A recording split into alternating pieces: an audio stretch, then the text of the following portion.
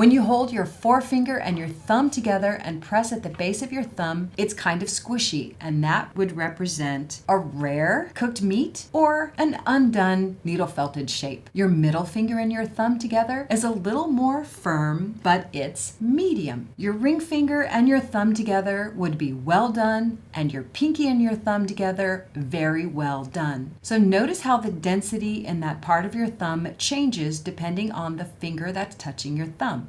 Jordan, our videographer, showed me another way to test pounds of pressure. Put your shape onto a scale and press down on it. With our very well done shapes, we are able to put 10 pounds of pressure on the shape without it distorting. With our medium or rare pieces, we only got away with about 2 or 3 pounds before the shape was distorting. So this might be another way to measure the density of your needle felted shapes.